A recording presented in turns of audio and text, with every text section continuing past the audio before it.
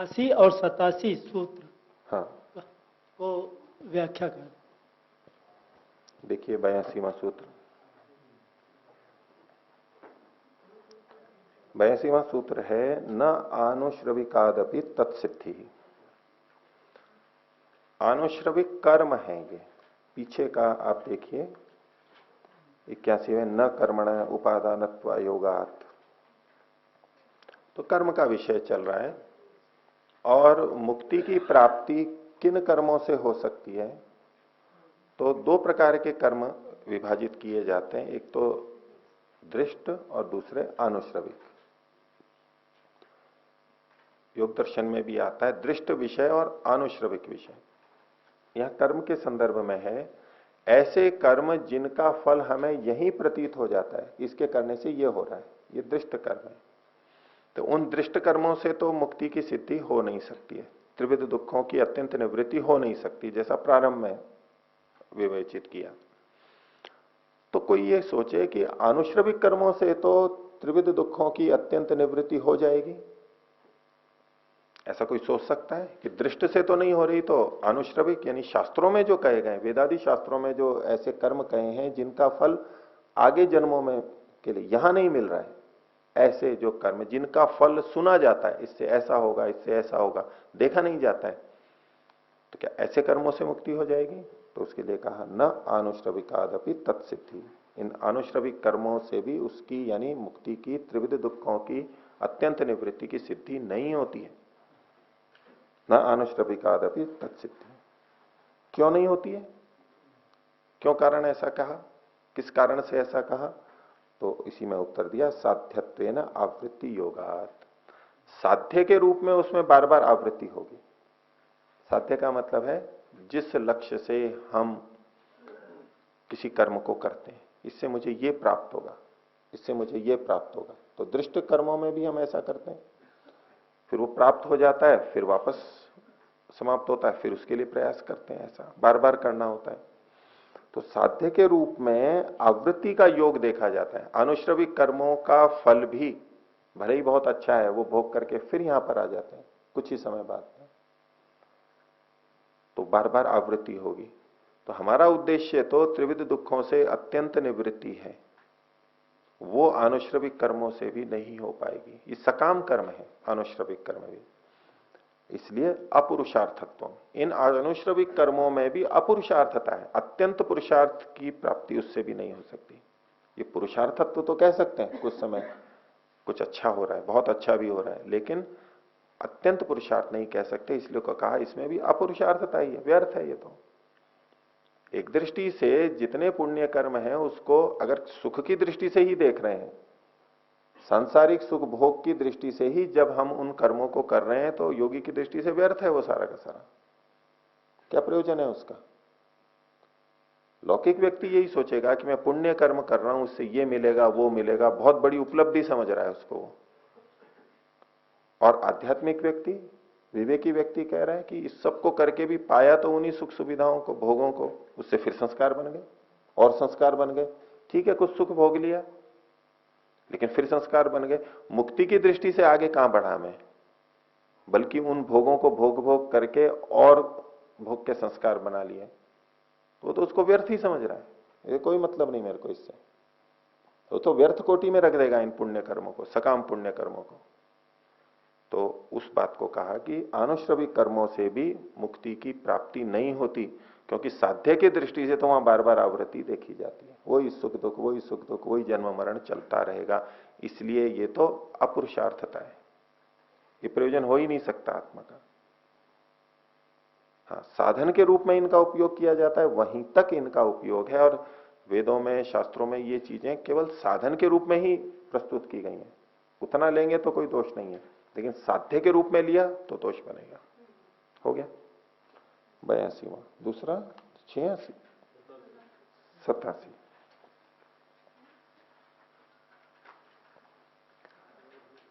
सतासीवें सूत्र में प्रमा के बारे में और प्रमाण के बारे में बताया कि प्रमा किसे कहते हैं। तो प्रमा का मतलब है ज्ञान, प्रमा का मतलब ज्ञान। बस एक तात्पर्य आप ये समझ लीजिए, प्रमिति भी बोलते हैं इसको। वो क्या होता है? तो इन्होंने कहा द्वयोहो, दोनों का। प्रसंग चल रहा था प्रकृति पुरुष का, जड़ प्रकृति और चेतन पुरुष। एक तरह से वा अथवा उन दोनों में से किसी एक का, दोनों का एक साथ साथ, या तो किसी भी एक का, प्रकृति का या पुरुष का, कैसे भी। तो द्वयोः एक तरह से वा अपि असन्निकृष्टार्थ परिच्छित्ति, जो उसके विषय में ज्ञान नहीं था उसका हो जाना, इनके बारे में जो हमारे को जानकारी नहीं थी, प्रकृति या पुरुष के बारे में जो अज्ञानता थी, अजानकारी थी, जानकारी नहीं थी, उसका जो होना है, जानकारी का होना है, उसको प्रमा कहते हैं। तो ये ज्ञान हुआ, हो गया इतना। अब आगे कहते हैं तत्साधक तमम, उस प्रमा का जो सबसे सहायक है, साधक तम, तम कह देते हैं जैसे मधुरतम, तम शब्द तम लगा देते हैं ना उसको सबसे श्रेष्ठ बनाने के लिए, सुपरलेटिव। तो उस साधक कहते हैं जो उसमें सहायता करते हैं, जैसे साधना, साधक आश्रम बोलते हैं। तो साधकतम, जो सबसे अधिक सहायक है, उस ज्ञान की प्राप्ति में सबसे अधिक जो सहायक है, यत तत् जो है वह, वो प्रमाण होता है। और वो त्रिविधम, तीन प्रकार का होता है। तो प्रमा का लक्षण बताया, प्रमा किसे कहते हैं, यानी ज्ञान, और ज्ञान का साधन तीन प्रकार का प्रमाण यहां इस शास्त्र में स्वीकार किया, प्रत्यक्ष, अनुमान और शब्द, ये उसके साधक होते हैं। कुछ आचार्य जी, जो आपने अभी थोड़ी देर पहले बताया था, आत्मा निष्क्रिय है या सक्रिय है, निर्गुण है या सगुण है, हाँ। उसमें ये शंका हो रही है कि आत्मा निष्क्रिय भी है और सक्रिय भी है, निर्गुण भी है, और प्रकृति के साथ जब संयोग में आती है तो उसका भी प्रभाव रहता है, क्योंकि आत्मा मुक्त और बद्ध दोनों अवस्थाओं में रहती है। तो इसका हम कोई एक उत्तर नहीं दे सकते ना फिर? एक दे सकते हैं, तत्वतः तो आत्मा असंग है, निर्गुण है तत्वतः, वस्तुतः। लेकिन वो अनुभूति, वो स्थिति विवेक में ही बनेगी, उसका ज्ञान विवेक अवस्था में ही होगा। और अविवेक की अवस्था में हम अपने आप को संग युक्त समझते हैं, गुणों से युक्त समझते हैं। जैसे जैसे गुण में होगा वैसा वैसा ही हम अपने आप को समझते हैं। वो अविवेक की स्थिति में होगा, लेकिन वास्तव में हम अलग ही हैं। ये विषय और आगे आएगा। वो मणि वाला उदाहरण भी था जो उस दिन चल रहा था, कि पास में जो रंगीली वस्तु आई तो वो मणि रंगा हुआ तो दिख रहा है, लेकिन वास्तव में उसमें कोई रंग नहीं है, वास्तव में कोई रंग नहीं है, वो अपने आप में स्वच्छ है, निर्मल है। ये बात तो यहां आगे और कई जगह आएगी, बार बार इस बात को बताएंगे। तो आत्मा उस दृष्टि से बाहर के प्रभावों से अपने आप में उसमें कोई परिवर्तन नहीं होता, लेकिन प्रभाव उसमें सुख दुख की अनुभूति के रूप में ये तो बदलाव दिखाई देगा, ये तो उसमें होता ही है। इस रूप में वो भोग आत्मा को ही होता है, ये कथन होगा। परंतु आचार्य जी, आत्मा कभी भी ऐसा तो नहीं है कि हमेशा मुक्ति में रहती है, तो इसलिए बद्ध अवस्था में भी कितना काल, जितने भी समय वो रहती है, तो उस समय तो वो फिर त्रिगुण के संपर्क में आती है। आता है ना, उतना तो मान ही रहे ना, त्रिगुण के संपर्क में तो आ रहा है। तो नित्य मुक्त तो उसका स्वभाव नहीं है ना? नहीं है ना, ये नित्य मुक्त वाली बात तो परमात्मा की थी। हाँ। व्यावृतो उभय रूपा, उससे पहले वाले सूत्र में जो कहा गया था कि वो न तो नित्य मुक्त है न नित्य बद्ध है, दोनों से ही पृथक है, यानी दोनों से युक्त रहता है वो। ये तो है ही। लेकिन बद्धावस्था में आते हुए भी जब इसको ये निर्गुण कहा जा रहा है, उसका मतलब ये है कि बद्धावस्था में भी त्रिगुण उसमें सम्मिलित नहीं हो जाते, उसमें घुल मिल करके उसमें कुछ बदलाव नहीं कर देते, ऐसे स्वरूपता, तत्वता, ये बात है। और निष्क्रियता और सक्रियता, जब प्रलय अवस्था होती है तो आत्मा सुषुप्ति में रहता है, कुछ भी नहीं कर सकता है, और वैसे भी ईश्वर की सहायता से ही वो एक देश से दूसरे देश में स्थानांतरण करता है। ठीक है, तो निष्क्रिय कहेंगे फिर उसे? निष्क्रिय ही है वो, तो काफी बात हुई है उस विषय में, उसको निष्क्रिय माना। और परमात्मा की सहायता ही नहीं, आत्मा स्वयं भी, अब जैसे शरीर में है हम, अभी भी तो क्रिया हो रही है, शरीर के साथ साथ हम इधर उधर आ रहे हैं, जा रहे हैं ना। इसमें शरीर इंद्रियों के माध्यम से चलाने वाला आत्मा ही है, प्रेरक आत्मा ही है, इच्छा आत्मा ही कर रहा है। और शरीर में गति होती है, इंद्रियों में गति होती है, तो हम स्थानांतरित होते हैं, शरीर के साथ साथ हम जाते हैं। तो केवल परमात्मा के द्वारा ही नहीं, हम भी तो इधर उधर होते हैं, लेकिन फिर भी क्रिया आत्मा में स्वयं में नहीं है, इसलिए निष्क्रिय कहा जाता है। निष्क्रिय का यह अर्थ नहीं है कि वो कहीं इधर उधर आ जा ही नहीं सकता है, शरीर के माध्यम से आता जाता है, परमात्मा की सहायता से परमात्मा कहीं भी उसको ले जाता है। जन्म देना होता है तब कहीं भी इधर उधर जाता है, सूक्ष्म शरीर के माध्यम से जाता है।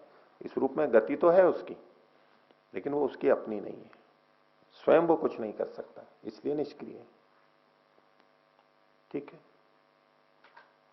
कुछ पहले से हाथ खड़ा किया करिए, आगे कोई है वो अभी से हाथ खड़ा कर दीजिए, माइक वहां तक पहुंच जाए। स्वामी जी को आचार्य जी 61 नंबर जो सूत्र है जी, इसे समझाया था आपने, सत्व रज तमस से प्रकृति बन गई और प्रकृति से फिर आपने मैं तत्व बताया, और मैं तत्व जब बनाया तो उसमें से कुछ अलग रख लिया हिस्सा, ऐसा आभास था। नहीं, वो अलग हिस्सा रखना वो प्रश्न आया था, तो हाँ एक जी। हम संभावना कर सकते हैं, वो तो महतत्व में भी रख लिया। हाँ जी। क्योंकि महतत्व से जो अहंकार बना, यदि सारे महतत्व से अहंकार बन जाता, हाँ जी। तो जो महतत्व बुद्धि तत्व हम सबको सूक्ष्म शरीर में जो बुद्धि सूक्ष्म इंद्रिय मिली है, हाँ जी। वो अलग से कहां से रहती? यदि सारे दूध का दही बना दिया होता, हाँ जी। तो अलग से दूध भी तो चाहिए था, वो कहां से मिलता? अच्छा। तो दूध बहुत सारा था, हाँ जी। अब उससे दही भी बनाना है, छाछ भी बनानी है, घी भी बनाना है, और दूध भी चाहिए, हाँ जी। तो दूध में से कुछ दूध तो अलग रख लिया। हाँ जी। तो ऐसे बुद्धि तत्व महतत्व कुछ अलग रखा, हाँ जी। वो तो सबको बुद्धि के रूप में दे दिया, हाँ जी। और उसी बुद्धि तत्व से कुछ चीजें अहंकार रूप में बना दी। अब हाँ। अहंकार बन गया, हाँ। दही बन गया, तो दही में से भी कुछ जावन के लिए अलग रख दिया, और ठीक। बाकी दही की लस्सी बना दी या कुछ बना दिया। ठीक है, ठीक। ऐसे वो अलग रखने की बात थी। हाँ। हाँ, स्वामी जी। आचार्य जी, अभी बहन पूछ रही थी, तो आपने उसका निर्णय दिया था कि आत्मा नित्य मुक्त नहीं है, जी, बद्ध भी है, मुक्त भी है। और यहाँ 162 वाले सूत्र में कहते हैं नित्य मुक्तत्व, नित्य मुक्तत्व। जी, तो यहाँ अर्थ वही वो ले रहे हैं कि प्रकृति से अलग है, इसका मुक्तत्व माने ये अर्थ ले रहे हैं।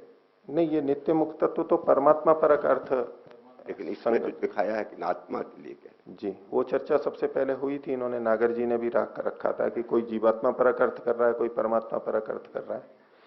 तो यहाँ कौन सा संगत है, कौन सा संगत है? तो उस दृष्टि से भी मैंने कहा कि ये लक्षण ऐसा है कि नित्य मुक्तत्व परमात्मा पर ही घट सकता है। ये जो लक्षण है ये आत्मा पे नहीं घटता है। 61, 62, 63, जी हाँ, 161, जी हाँ। 162। इसलिए नित्य मुक्तत्व ये परमात्मा परक अर्थ है। आप में से बहुतों ने इसको जीव परक भी अर्थ लिख दिया है, कुछ ने परमात्मा परक लिखा है, कुछ ने दोनों का भी लिखा है। ये परमात्मा परक आपको जो मैंने बताया था वो परमात्मा परक है, और क्यों वो संगत है वो भी मैंने अभी प्रारंभ में जो प्रश्न उठा था उस संदर्भ में मैंने बताया, क्योंकि आत्मा बंधन में तो आता ही है, और अगर नित्य मुक्त ही है तो फिर मुक्ति का प्रयास ही क्यों किया जा रहा है? समस्या ही नहीं है फिर तो। नित्य मुक्त है तो छोड़ दीजिए, कुछ है ही मुक्त ना। जो मुक्त है उसके लिए कुछ करने की क्या आवश्यकता है? मुक्त है और मुक्ति के लिए प्रयास कर रहा है, ये तो कोई बात नहीं हुई। मुक्ति के लिए कौन प्रयास करेगा? जो बद्ध है, जो बंधन में है। यही बात दूसरे में भी आती है कि भाई आत्मा सर्वज्ञ है, जो ब्रह्म ही मानते हैं आत्मा को, तो वो ब्रह्म है, ज्ञाता है, सर्व जाता है, तो फिर विवेक प्राप्ति का प्रयास ही क्यों कर रहे हैं? ठीक है, तो आत्मा तो बद्ध अवस्था में भी आता है, हम सबका प्रत्यक्ष है, और शास्त्र भी इसी बात को बोल रहा है। नहीं तो शास्त्र की प्रवृत्ति ही नहीं होगी, निरर्थक है वो सारा का सारा। आचार्य जी, हाँ, आचार्य जी 19वां सूत्र तो ये कह रहा है कि नित्य मुक्त शुद्ध, नित्य शुद्ध बुद्ध मुक्त स्वभावस्थ, ये जीवात्मा का लक्षण है। जी हाँ। तो ये एक तरफ कह रहे हैं कि ये नित्य बुद्ध, हाँ, नित्य मुक्त शुद्ध, स्वभाव। हाँ, मुक्त मुक्त स्वभाव स्वभाव पे है। आपका- दूसरी तरफ ये कहते हैं कि बद्ध भी है, बद्ध और मुक्त दोनों है। जी, तो उसी सूत्र में कह रहे हैं, वो तो नहीं, बुद्ध है। उसमें नहीं कह रहे हैं, लेकिन यहाँ जो मतलब अभी बात कही जा रही है, स्वभाव ठीक के है। अनुसार तो वो मुक्त है ना। जी नहीं, ये जो व्यावृतो भय रूप 160वां सूत्र था, या जो मैं अभी बोल रहा था जी। कि बंधन में भी आता है और मुक्त भी होता है, जी। उसके विपरीत आप इस बात को रख रहे हैं कि वहां तो नित्य शुद्ध बुद्ध मुक्त स्वभावत्वात् लिखा हुआ है। नहीं, मैं मेरी ये बात- मैं पूरा कर लूं, आप ही की बात को बोल रहा हूं मैं, धैर्य रखिए इस बात का। नित्य शुद्ध बुद्ध मुक्त स्वभाव जो वहां पर कहा गया है, यही तो आपको विरोध लग रहा है कि यहां तो मुक्त स्वभाव कहा ही गया है, फिर आप बंधन में क्यों कह रहे हैं? ये परस्पर विरुद्ध बातें आ रही हैं, ये प्रश्न है। इसलिए उस सूत्र को पढ़ाते हुए मुक्त स्वभाव का क्या तात्पर्य आपको बताया था भाई। अब हम या तो शाब्दिक रूप से जाएंगे तो मुक्त स्वभाव मतलब वो हमेशा मुक्त रहने वाला, नित्य मुक्तत्वम से भी सिद्ध करेंगे कि वो तो हमेशा मुक्त है। ठीक है, कोई ऐसा अर्थ ले सकता है, क्यों ऐसा अर्थ नहीं लिया जा रहा है, ये अब ये विवेचना की बात आ गई। वहां मैंने ये बताया था कि आत्मा हमेशा मुक्त रहना चाहता है या नहीं? प्रत्यक्ष है ना। अच्छा, बंधन में आता है, ये भी प्रत्यक्ष है या नहीं है? तो हम प्रत्यक्ष को छोड़ करके हम केवल कल्पना में शब्द शास्त्रों का मनमाना अर्थ करने लग जाएं, या तो यूं कहेंगे तो नित्य मुक्त है मतलब बंधन में आता ही नहीं है, तो फिर ये सब क्या चल रहा है अभी? इसका कोई उत्तर बनेगा? नहीं बनेगा। और बनेगा तो कहेंगे नहीं मुक्त है फिर भी प्रयास कर रहे हैं, ये तो कोई बात नहीं होगी। अब या तो ऐसे अंतर विरोधों के अंतर्गत ही चलते रहे, उसी में ही तो कुछ ठीक लगता है तो वो चलेंगे। लेकिन जहां एक तरफ मुक्त स्वभाव कहा गया, एक तरफ कहा व्यावृतो भय रूपा, और नित्य मुक्तत्व परमात्मा के लिए कहा जा रहा है, तो वहां नित्य स्वभाव मुक्त स्वभाव का तात्पर्य क्या होगा कि आत्मा स्वभाव से मुक्त रहना चाहता है। कौन ऐसा है जो मुक्त नहीं होना चाहता है? सभी तो चाहते हैं, दुखों से मुक्त होना चाहते हैं, बंधन से मुक्त होना चाहते हैं, बाधाओं से मुक्त होना चाहते हैं, असमर्थता से मुक्त होना चाहते हैं, इससे हटना चाहते हैं ना। चाहे भौतिकवादी है वो भी मुक्ति के लिए ही प्रयास कर रहा है, वो भी दुखों से निवृत्ति के लिए प्रयास कर रहा है। उसने दृष्ट साधनों को उपाय मान लिया है कि दृष्ट साधनों से ही मैं मुक्त हो जाऊंगा, दृष्ट साधनों से मेरे त्रिविध दुखों की निवृत्ति होगी। मूल उद्देश्य उसका भी वही है। एक भी आत्मा ऐसा नहीं मिलेगा जो दुखों से निवृत्ति के लिए प्रयास न कर रहा हो, कुछ ना कुछ अपनी शक्ति, सामर्थ्य, ज्ञान, दृष्टि के अनुसार जो कुछ भी करे, लेकिन कर हर व्यक्ति यही रहा है। आप यहां पढ़ रहे हैं तो भी उसी लिए पढ़ रहे हैं, कोई साधना कर रहा है तो वो भी इसीलिए कर रहा है, और कोई शराब पी रहा है तो वो भी इसीलिए कर रहा है, कोई चोरी कर रहा है तो वो भी इसीलिए कर रहा है। धर्म अधर्म, भौतिकवाद, आध्यात्मिकवाद, सारा का सारा इसी के लिए है। और सुबह से लेकर शाम तक और जन्म से लेकर मृत्यु तक सब क्रियाओं के पीछे ये एक ही तत्व काम कर रहा है। मूल तत्व यही काम कर रहा है, इससे परे आप किसी को भी नहीं देखेंगे। आप इस दृष्टि से देखने लगेंगे सारी भागदौड़ किसके लिए है? तो क्या पैसे के लिए है सारी भागदौड़? ठीक है, हम मोटे तौर पे कह सकते हैं कि धन के लिए है सारी भागदौड़, लेकिन वास्तव में किसी के लिए है भागदौड़? उससे पूछो धन इकट्ठा करके क्या करेगा? धन का उपयोग तो लेगा ना। तो सारी भागदौड़ सब प्राणियों की प्रत्येक क्रिया के पीछे ये बात हर दिखाई देती है। अपना भी देख सकते हैं, दूसरों का भी देख सकते हैं, कोई अपवाद नहीं मिलेगा इसका। एक भी व्यक्ति, एक भी आत्मा, एक भी क्रिया, एक भी दिन आपको अपवाद नहीं मिलेगा इसका। ये इतनी बड़ी बात है। तो आत्मा मुक्त स्वभाव वाला है, ये अर्थ इतना हमारे को घट रहा है ना। उसका मुक्त स्वभाव है, वो मुक्ति को चाहता है, मुक्त रहना चाहता है। अब मुक्त है ये अर्थ आपको अगर ठीक लगता है तो वो ले लीजिए। आप बद्धावस्था में बैठे और कहें कि आत्मा मुक्त स्वभाव है, तो साधना सारी आपकी चलेगी नहीं। मैं तो मुक्त ही तो हूं, मुक्त ही तो हूं मैं, कुछ जरूरत ही नहीं है। ये जो साधना कर रहे हो तो मूर्ख है सारे के सारे। उनको समझ में ही नहीं आया कि आत्मा मुक्त है, मुक्त स्वभाव वाला है। ठीक है, तो अगर आपको वो समझ में आता है तो वो भी लोग लेते ही हैं ऐसे अर्थ। लेकिन ये प्रत्यक्ष के विपरीत जाता है। इतना बड़ा प्रत्यक्ष है कि हम बद्ध हैं और मुक्त होना चाहते हैं, वो अर्थ वहां संगत लग रहा है तो कहां आपत्ति है। ऐसे ही शब्दों के अर्थों में भेद होता है, कोई कुछ अर्थ ले लेता है, कोई कुछ अर्थ ले लेता है, उसकी संगति लगनी चाहिए। वहां जो बात कही गई है वो गलत नहीं होनी चाहिए, वो प्रत्यक्ष के अनुकूल होनी चाहिए। यूं ही किसी ने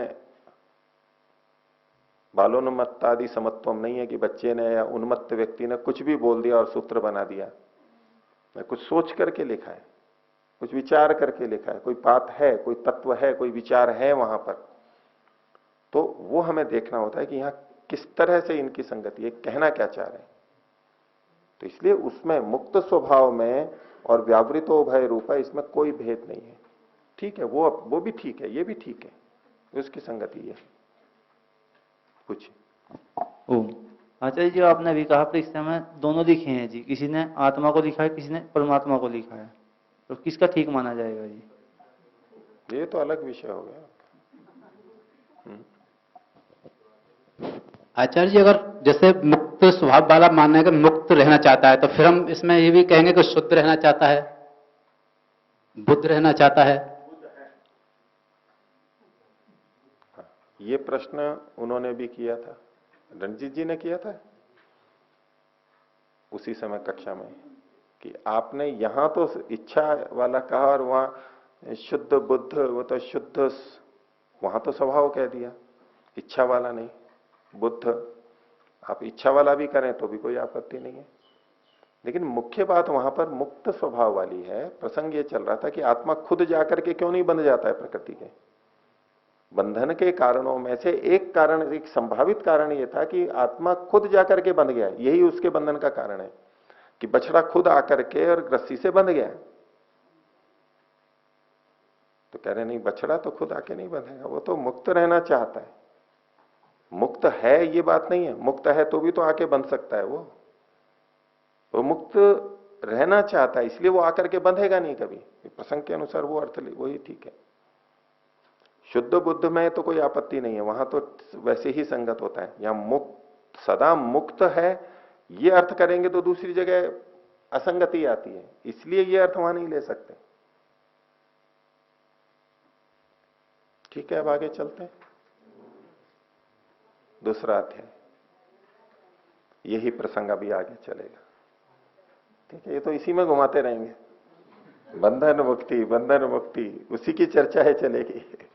ये शास्त्र ही मोक्ष शास्त्र है, प्रसंगवशात जो भी कुछ बीच बीच में आएगा। तो देखिए दूसरा अध्याय, पहला सूत्र। हमने पीछे प्रकृति के बारे में बात की, मूल प्रकृति से क्या क्या चीजें बनती हैं वो सब भी उन्होंने बताया। तो प्रधान किसको कहते हैं? मूल प्रकृति को। सत्वर स्तंभ की जो साम्य अवस्था है वो, तो वो प्रधान या मूल प्रकृति इस कार्य रूप में बदली है तो कुछ ना कुछ कर्म तो हुआ ना, उसमें क्रिया तो हुई है ना। मूल प्रकृति ये जो सारे कार्य जगत के रूप में बदल गई, वो क्यों ऐसे अपने को इस रूप में प्रस्तुत कर रही है? मूल प्रकृति इस रूप में क्यों बदल रही है? तो बोले उसके लिए दो प्रयोजन है। पहले हमने देखा कि ये प्रकृति जड़ है, वो चेतन के लिए ही होती है और संघत तो परार्थ के लिए ही होता है। तो ये क्या प्रयोजन है इसके? तो उसके लिए सूत्र बोलिए। पहला सूत्र है विमुक्त मोक्षार्थम स्वार्थम व प्रधानस्य। प्रधानस्य। अब पिछला जो सूत्र था, पिछले अध्याय का अंतिम सूत्र 164वां, उसमें एक शब्द था कर्तृत्व, उपरागात कर्तृत्वम। उपराग से कर्तृत्व होता है चित्त सानिध्य से। वो प्रसंग था ईश्वर का, ईश्वर का कर्तृत्व कैसे होता है। वो कर्तृत्व शब्द की अनुवृत्ति यहां पर भी लेते हैं। तो प्रधानस्य कर्तृत्वम, प्रधान का कर्तृत्व होता है, प्रधान भी कर्ता बन जाता है। प्रधान जड़ है, मूल प्रकृति जड़ है, लेकिन उसको भी कर्ता के रूप में कहा गया, कर्ता के रूप में कथन हो रहा है। भाषा में ऐसे प्रयोग होते हैं। हमेशा ये नहीं सोचना है कि जहां कर्ता शब्द आया तो मतलब वो चेतन ही होगा, ऐसा नहीं होता है। आज दुनिया को कौन चला रहा है अलग अलग दृष्टि से? अर्थव्यवस्था को कौन चला रहा है? डॉलर या डीजल पेट्रोल?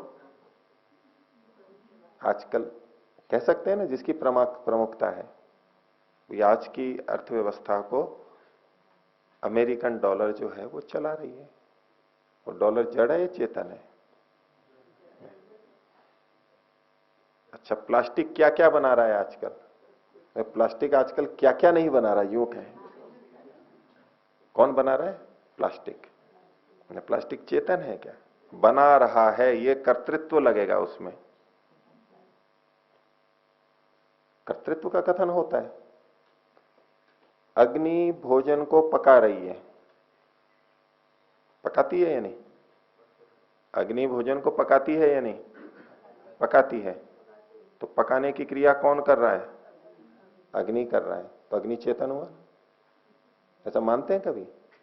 जबकि भाषा का प्रयोग तो हम सब करते हैं, अग्नि पका रही है, कर्तृत्व का बोध कर रहे हैं ना। पानी गिर रहा है, पानी गिर रहा है, बारिश हो रही है, पानी गिर रहा है, ये गिरना एक क्रिया हुई। इस क्रिया को करने वाला कौन है?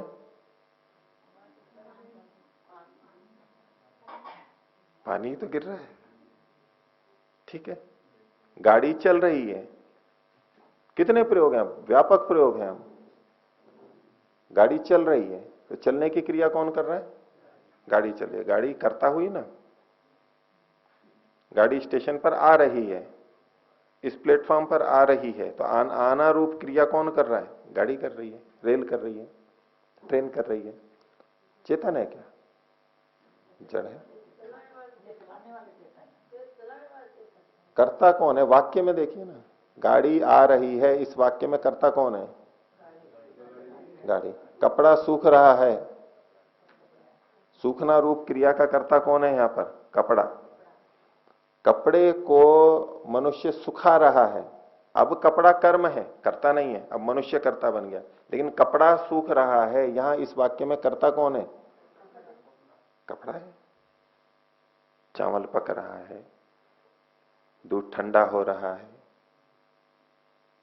धूल उड़ रही है, हवा चल रही है, पृथ्वी घूम रही है। कितने प्रयोग हैं, कितने प्रयोग हैं।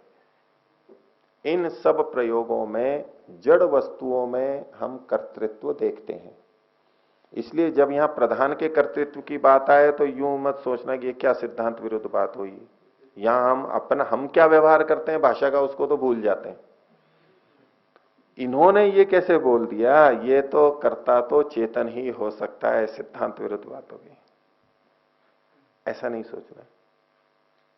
अपनी भाषा को आप सुबह से शाम तक, इतने उदाहरण मैंने दे दिए और सैकड़ों उदाहरण मिल जाएंगे, भरे पड़े हैं जड़ वस्तुओं के कर्ता के, संस्कृत में भी, हिंदी में भी, सब जगह, हर भाषाओं में। तो ऐसे ये भी बोल रहे हैं, क्या आपत्ति है। लेकिन इन वाक्यों को बोलते हुए भी हम ये समझते हैं कि ये जड़ वस्तुएं हैं, इसलिए कोई हमारे को आपत्ति नहीं लगती है। ऐसे यहां पर भी समझ सकते हैं। तो प्रधान का जो कर्तृत्व है वो किस लिए है? तो एक कहा विमुक्त मोक्षार्थम, जो विमुक्त हो गए हैं उनकी मुक्ति के लिए, जो मुक्त हो गए हैं उनकी मुक्ति के लिए। तो बोले जो मुक्त हो गए हैं उनकी मुक्ति की तो क्या बात हुई। अब शाब्दिक रूप से देखेंगे तो ये आएगा, ये क्या लिख दिया, तो भैया मुक्त विमुक्त का मतलब है जीवन मुक्त। जो जीवन मुक्त हो गए हैं उनका भी तो भोग चलता रहता है, शरीर चलता रहता है, उनकी मुक्ति के लिए वो कार्य करते हैं, जो मुक्ति के लिए प्रयासरत हैं उनके लिए। विमुक्त का मतलब नितांत मुक्त नहीं, नितांत मुक्त हो गया तो उसके लिए तो प्रकृति कुछ भी नहीं करेगी। जो जीवन मुक्त है उनको कुछ दे रही है, जो मुक्ति के लिए लगे हुए हैं, मुक्ति के प्रयास में लगे हैं, उनको कुछ कर रही है। तो विमुक्त के मुक्ति के लिए ये प्रकृति है। अर्थात मुक्ति चाहिए तो प्रधान की आवश्यकता है, प्रकृति की आवश्यकता है। बिना प्रकृति के हम मुक्त नहीं हो सकते। ये हमारा साधन है, ये साधन है। यद्यपि इससे बंधन है हमारा, लेकिन ये वास्तव में साधन है मुक्ति के लिए। तो विमुक्त मोक्षार्थम और स्वार्थम वा। स्वार्थम का मतलब है यहां पर, स्व का मतलब है धन, स्व का मतलब है धन जो अपना होता है। तो और धन का मतलब यहां पर ये भोग का उपलक्षण है, भोग के लिए। विमुक्त की मुक्ति के लिए जो साधक है उनकी मुक्ति के लिए ये प्रधान कार्य करता है, और जो विमुक्त नहीं है यानी विवेकी नहीं है उनके भोगों को देने के लिए ये कार्य करता है। इस तरह इसका कर्तृत्व है, दोनों के लिए कार्य करता है। योग दर्शन में भी आया ये दृश्य किस लिए, दृश्य ये जगत जो है भोगापवर्गार्थम दृश्यम, भोग के लिए और अपवर्ग के लिए, बस वही बात है यहां पर। ये प्रकृति तो दोनों का उद्देश्य पूरा करेगी। नदी में जो पानी बह रहा है वो डूबने के लिए होता है या तैरने के लिए होता है? नदी में जो पानी बह रहा है वो डूबने के लिए होता है या तैरने के लिए होता है? दोनों के लिए हो सकता है। जो तैरना चाहता है उसके तैरने के लिए है, और जो डूबना चाहता है उसके डूबने के लिए भी है। अब उसमें कर्तृत्व का आरोप कर देंगे कि ये नदी या तालाब डुबाती भी है और तैराती भी है। ये दो विरुद्ध चीजें कैसे करती है? ये तालाब ऐसा कैसे है कि वो डुबा भी देता है और तैरा भी देता है, पार भी कर देता है और डुबा भी देता है, दोनों कैसे हैं? एक कथन होता है, वास्तव में तो जो व्यक्ति वहां प्रवेश कर रहा है उसकी दृष्टि से ये कथन है। तो ये ही वो संसार है, ये ही प्रधान से बना हुआ कार्य जगत है जो हमें भोग भी देगा, बंधन में भी रख सकता है, और यही हमें मुक्ति भी दे सकता है, यही हमें मुक्ति भी दे सकता है। लेकिन जब आध्यात्मिक चर्चा चलती है तो इस संसार को क्या माना जाता है? केवल भोग और बंधन का कारण माना जाता है। दोनों ही है ये। तो कहा विमुक्त मोक्षार्थम स्वार्थम व प्रधानस्य कर्तृत्व, प्रधान का कर्तृत्व है। ये पहला सूत्र हुआ। अब जो प्रश्न आपके उठ गया था वैसे ही मैंने उत्तर भी दे दिया, तो प्रसंगवशात वो भी यहां उसी तरह से दूसरे सूत्र में पूर्व पक्षी की तरफ से प्रश्न उठाया जा रहा है। बोलिए। विरक्तस्य तत्सिद्धे है। जो विरक्त है उसको तो मुक्ति सिद्ध ही हो चुकी है, उसके लिए ये प्रकृति क्या करेगी? जो विरक्त हो गया है उसके लिए तो मुक्ति हो ही जाएगी, उसके लिए प्रकृति क्या करेगी? बोले नहीं, उसके लिए भी कुछ है। अब यहां विरक्त का क्या अर्थ है वो हमारे को नीचे पता लगेगा, इसका उत्तर पे आएगा ना अगले सूत्र में, अब उससे परिस्थिति आएगी। तो अब यहां विमुक्त का मतलब वो नहीं है जो मुक्ति में जा चुका है। तो देखिए तीसरे सूत्र को बोलिए। न श्रवण मात्रा तत्सिद्धि अनादि वासनाया बलवत्वात्। बोले श्रवण मात्र से उसकी सिद्धि नहीं होती है। हमने सुन लिया संसार में दुख है, इसमें ऐसे ऐसे बंधन है, मुक्ति में सुख है, परमात्मा में सुख है, इतने श्रवण मात्र से उस विवेक की या मुक्ति की सिद्धि नहीं होती है। न श्रवण मात्रा तत्सिद्धि, यानी श्रवण के अतिरिक्त भी कुछ करना पड़ता है। अब किसने सुन लिया कि भाई ये वैराग्य का रास्ता है और इस पे मुझे चलना है, ये साधना पथ है, इस पे मुझे चलना है, ये सुन लिया और उधर छोड़ भी दिया उसने, लेकिन इतने मात्र से वो सुन लिया और छोड़ दिया, इतने मात्र से मुक्त थोड़ा हो गया है। अभी उसको बहुत लंबे समय तक साधना करनी है, कार्य करना है। वो क्या कार्य करना है? तो उसी के लिए उन्होंने कहा क्यों ये श्रवण मात्र से सिद्धि नहीं होती? अनादि वासनाया, जो अनादि काल से प्रवाह से अनादि जो वासना है, संस्कार है, उसके बलवत्वाद, बहुत बलवान होने के कारण से। तो मुक्त का, विरक्त का मतलब है कि जिसने अभी केवल ये सुन लिया है कि संसार दुखद है और इस तरफ नहीं जाना है, मुझे मुक्ति की तरफ जाना है। अब साधना प्रारंभ की है, छोड़ा है थोड़ा थोड़ा, लेकिन अभी जो अंदर के संस्कार बैठे हैं उनकी बलवत्ता तो अभी भी है, उसको तो क्षीण करना होगा। उसमें दशकों लगेंगे, उसमें कई जन्म भी लग सकते हैं।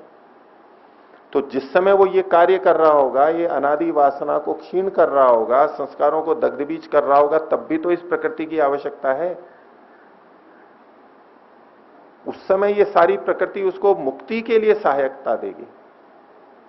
जब व्यक्ति साधना पथ पे जा रहा है तो यही संसार उसको मुक्ति की तरफ ले जाने में सहायता करेगा, मोक्ष के लिए सहायता करेगा। तो पीछे जो ये विरक्त का मतलब है, जिसने प्रारंभिक अभी विरक्ति आई है लेकिन अभी संस्कार दग्ध बीज नहीं हुए हैं, जिसको कुछ वैराग्य हो गया है, अब संस्कारों को दग्ध बीज करना है। इसलिए केवल सुनने मात्र से नहीं होता, मनन, निधिध्यासन, साक्षात्कार, वो सारी प्रक्रिया भी करनी होती है और ये एक बहुत लंबा काम है। तो यहां अनादि का मतलब है प्रवाह से अनादि। एक अनादि का मतलब ये लेते हैं कि जिसकी उत्पत्ति ही नहीं होती कभी, अनादि उसको कहेंगे।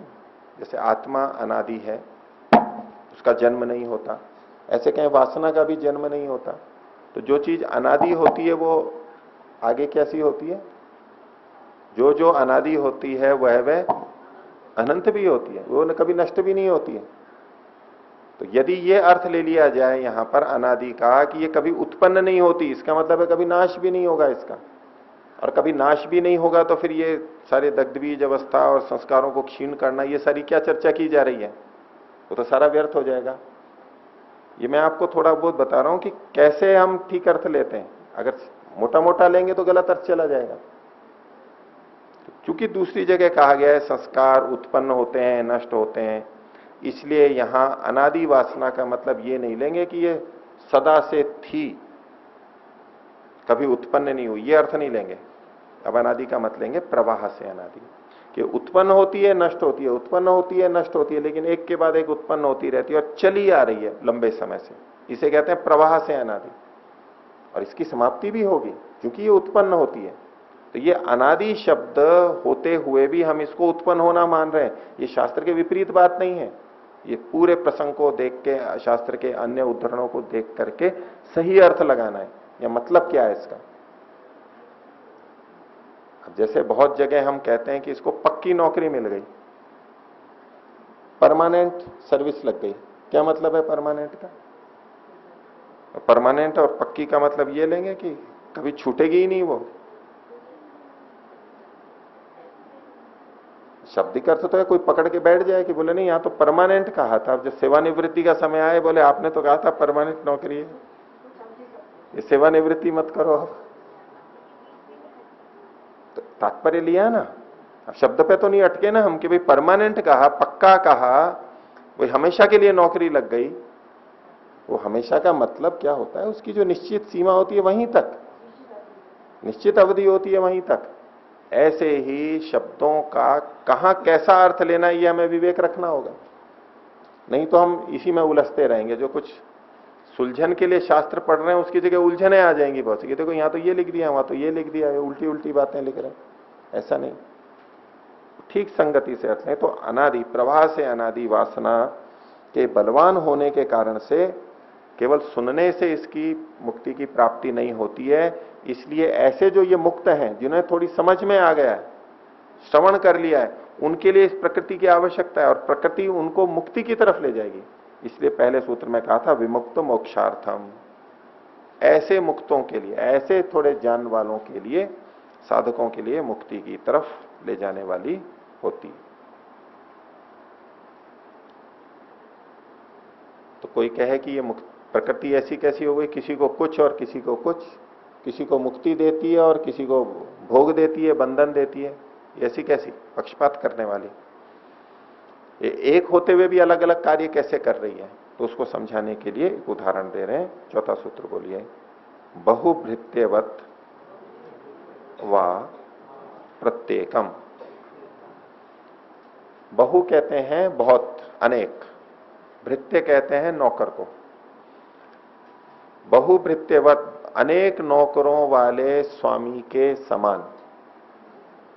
जैसे कोई एक मालिक हो, उसके अनेक सेवक हों, किसी को वो काम पे रखेगा, किसी को छुट्टी पे भेजेगा। किसी का समय छुट्टी का हो गया तो बोले ठीक है आप जाओ, दूसरे का कार्य का समय हो गया, किसी को कितना वेतन देगा, किसी को कितना वेतन देगा, किसी को काम के लिए बुलाएगा, किसी को विश्राम के लिए भेजेगा।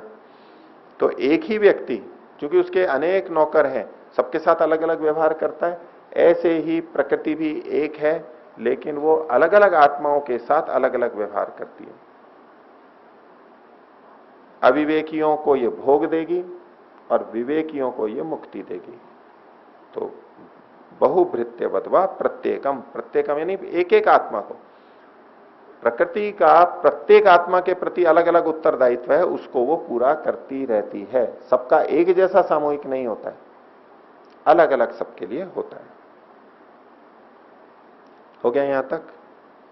तो अभी जो ये सारी बात चल रही है प्रकृति के कर्तृत्व को ध्यान में रख करके चल रही है। तो एक प्रश्न आएगा कि जब प्रकृति का कर्तृत्व है तो फिर उस परमात्मा का कर्तृत्व कहां से होगा? तो कहते हैं, हम तो कहते हैं ईश्वर करता है, तो करता तो कोई एक ही होगा ना, या तो प्रकृति होगी या तो परमात्मा होगा। तो इस संदर्भ में प्रश्न हो सकता है, उसको, उस प्रश्न को 5वें सूत्र में दे रहे हैं। बोलिए, प्रकृति वास्तवेच पुरुषस्य अध्यास सिद्धि ही। प्रकृति वास्तवेच, प्रकृति के वास्तविक कर्तृत्व को मान लेने पर, तो कि यदि प्रकृति का कर्तृत्व जो आप कह रहे हो ये वास्तव में उसका कर्तृत्व है, यदि ऐसा मानते हो तब तो, और प्रकृति का कर्तृत्व ये मान ही रहे हैं, तो बोले ऐसा मानेंगे तो पुरुष अध्यास सिद्धि ही। पुरुष यानी है यहां पर ईश्वर, ईश्वर के कर्तृत्व की अध्यास की सिद्धि होगी। अध्यास का मतलब होता है उसमें ऐसा समझ लेना, वास्तव में नहीं होता है। अध्यास कहते हैं आरोप लगाना मात्र, उसको ऐसा समझ लेना, है नहीं वो वास्तव में। तो यदि प्रकृति वास्तव में करता है तो ईश्वर का जो कर्तृत्व है वो केवल कथन मात्र होगा, भ्रांति मात्र होगा, आरोप मात्र होगा, वास्तव में ईश्वर का कर्तृत्व नहीं होगा। तो फिर ईश्वर का कर्तृत्व सिद्ध नहीं हो पाएगा, ये आक्षेप दिया पूर्व पक्षी ने। तो इसका उत्तर 6ठे सूत्र में सिद्धांति दे रहा है। बोलिए, कार्यतः तत्सिद्धि ही। तो कार्य से, यानी ये जो कार्य जगत दिखाई दे रहा है, कार्य की उत्पत्ति से तत्सिद्धि, पुरुष के भी कर्तृत्व की सिद्धि होती है। क्योंकि जड़ वस्तु अपने आप कार्य को उत्पन्न नहीं कर सकती, वहां चेतन तो आवश्यक है। इस दृष्टि से उसका कर्तृत्व फिर भी सिद्ध रहेगा। तो इन कार्यों को देख करके ही पुरुष के कर्तृत्व की भी सिद्धि होती है, और पुरुष का यानी ईश्वर का कर्तृत्व ही वास्तविक है। जो कर्तृत्व की दृष्टि से हम देखें तो पुरुष का कर्तृत्व ही वास्तविक है चेतन होने से, लेकिन प्रकृति का भी कर्तृत्व कहा जा सकता है, वो भी बात हो गई। आगे अब इसमें यह आता है कि यदि पुरुष का ही, यदि प्रकृति का ही कर्तृत्व मान लें, पुरुष का कर्तृत्व न माने, तो प्रकृति तो जड़ है, और जड़ की दृष्टि से उसमें यह विवेक तो होगा नहीं कि किसको मुझे मुक्त करना है और किसको बद्ध करना है, किसको भोग देना है और किसको मुक्ति की तरफ ले जाना है। इसका विवेक तो वो कर नहीं सकती, क्योंकि जड़ है वो तो इस बात को बता रहे हैं कि प्रकृति भी जो बंध और मोक्ष देती है वो अपने आप नहीं देती है, उसके पीछे भी जो काम करता है उसको बता रहे हैं चेतन। 7वां सूत्र बोलिए, चेतन उद्देशात नियमः कंटक मोक्षवत। चेतन के उद्देश्य से, उद्देश्य का मतलब है प्रेरणा, चेतन के उद्देश्य से प्रकृति में ये नियम देखा जा रहा है। क्या नियम देखा जा रहा है? कि विमुक्त की तो मुक्ति के लिए है, मोक्ष के लिए है, और अन्यों के भोग के लिए है। किसी को भोग देती है, किसी को नियम, किसी को मुक्ति देती है। ये जो नियम है प्रकृति का, ये चेतन के उद्देश्य से है, चेतन की प्रेरणा से है, अपने आप नहीं है इसमें कर्तृत्व। किसको कैसा शरीर देना है, किसको कैसा भोग देना है, किसको कब मुक्ति देनी है, किसको बंधनों से हटा देना है, किसको शरीर नहीं देना है? ये चेतन की प्रेरणा से ये नियम है। ये जो भिन्नता दिखाई दे रही है चेतन के कारण से, परमात्मा के कारण से दिखाई दे रही है। कैसे? तो उसके लिए एक उदाहरण दिया, कंटक मोक्षवत। कंटक मतलब दंड कहते हैं, कोई शूल है या दंड है, तो किसी को दंड मिला है तो राजा किसी को उस दंड से मुक्त भी कर सकता है और दंड से युक्त भी कर सकता है। तो चेतन ही वहां पर इस बंधन देने में और मुक्त करने में कारण बनता है, और वो चेतन चूंकि ज्ञाता है इसलिए वो बुद्धि पूर्वक क्रिया करता है।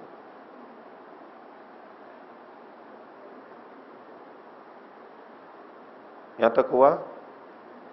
आगे देखिए, और इसी बात को खोल रहे हैं कि प्रकृति और पुरुष यानी जड़ प्रकृति और ईश्वर, इनका जो कर्तृत्व है, इनमें जो आपस में काम चल रहा है, सही आपस में तालमेल है, वो कैसे चल रहा है उसी को आगे बता रहे हैं। सूत्र बोलेंगे, अन्य योगे भी तत्सिद्धि नांजस्येन अयोदाहवत। बोले अन्य योगे भी, अन्य का योग होने पर ही, यानी पुरुष के ईश्वर के मानने पर ही तत्सिद्धि, उसकी सिद्धि होती है, कर्तृत्व की सिद्धि होती है। प्रकृति को साथ में मानेंगे तभी परमात्मा के भी कर्तृत्व की सिद्धि होती है, नहीं तो उसका कर्तृत्व भी नहीं होता। प्रकृति भी परमात्मा के होने पर ही कर्तृत्व को प्राप्त करती है, नहीं तो नहीं होगी। न अंजस्येन, वो स्वभावतः अपने आप नहीं कर सकती, अपने आप नहीं कर सकती। अन्य का योग तो वहां पर होना ही पड़ेगा, ईश्वर को तो मानना ही होगा। उसके लिए उदाहरण दे रहे हैं, अयोदाहवत। अयह कहते हैं लोहे को, तो लोहे का गोला है, गरम गरम है, उससे जो दाह होता है, दाग देते हैं, जल जाता है, तो किससे जलता है? लोहे से नहीं जल रहा है। वैसे तो लोहे से जल रहा है, लेकिन लोहे में जो अग्नि है उससे वो जल रहा है।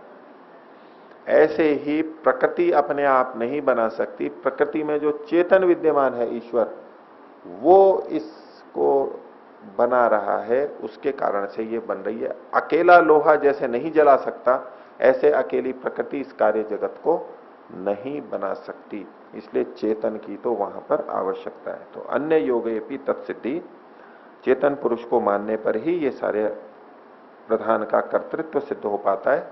न अंजस्येन, अपने आप नहीं हो पाता है। अयोदाहवत,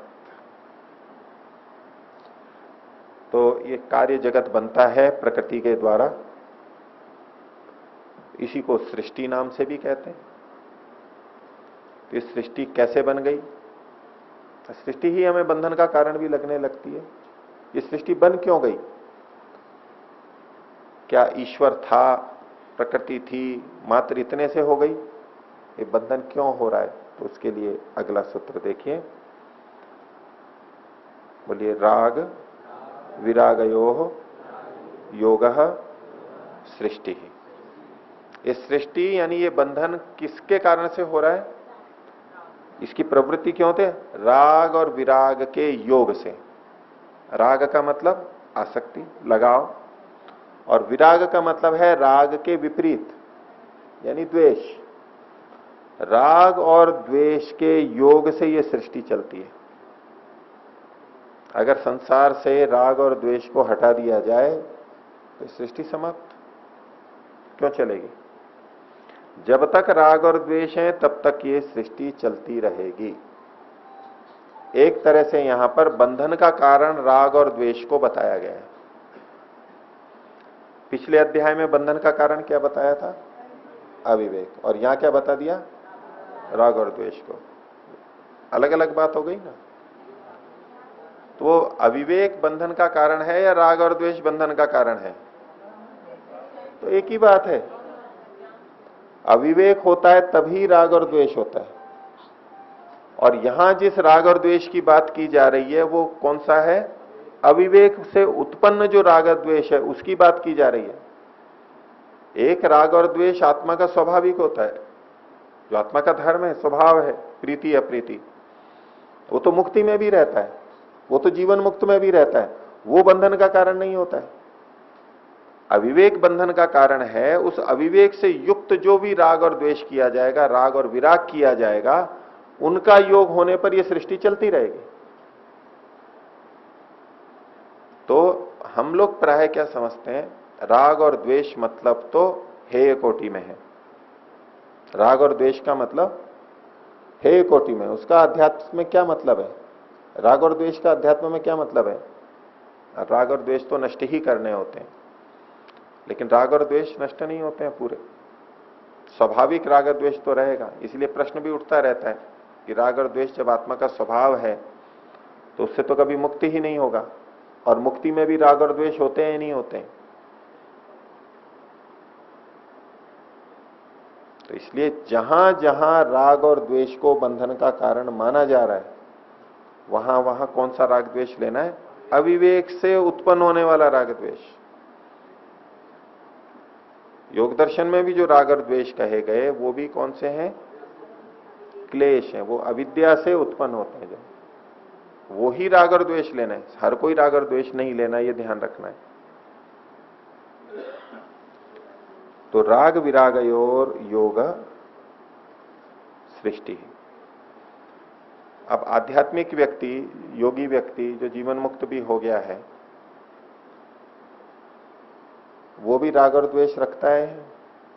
राग का मतलब है प्रीति, तो अच्छे लोगों से वो प्रीति रखता है, ईश्वर से वो प्रीति रखता है, राग रखता है। वो अविद्या युक्त नहीं, वो विद्या युक्त है, इसलिए वो मुक्ति में सहायक है, बाधक नहीं है। और वो वैराग्य भी रखता है, द्वेष भी रखता है। किन में?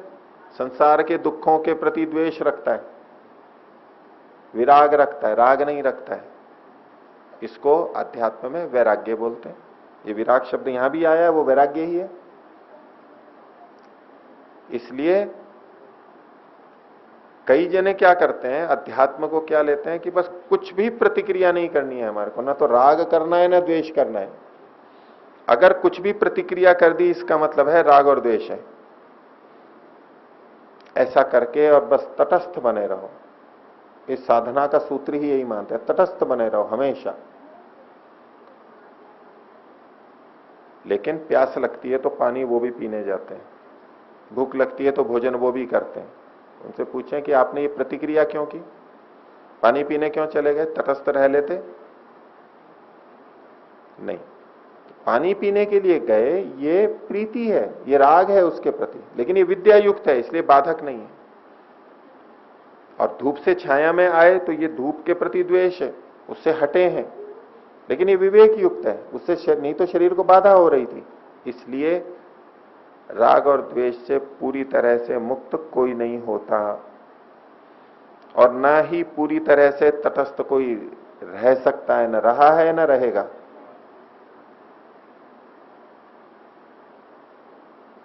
केवल हमें यह करना है, विवेक युक्त राग और द्वेष करना है, अविवेक युक्त गलत राग द्वेष है उसको हटाना है।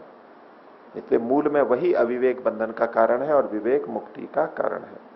तो राग विरागयोर योग सृष्टि, राग और विराग चलता रहेगा अविद्या युक्त, तो ये सृष्टि भी हमारी चलती ही रहेगी। सृष्टि से हम कभी मुक्त नहीं हो पाएंगे। तो आज का विषय यहीं तक रखते हैं। प्रणव तो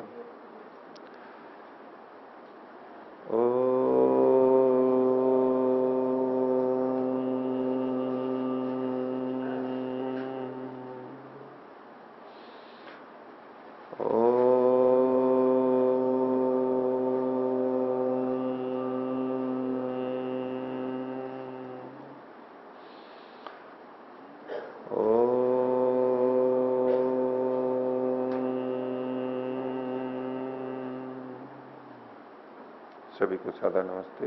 ओम शांति।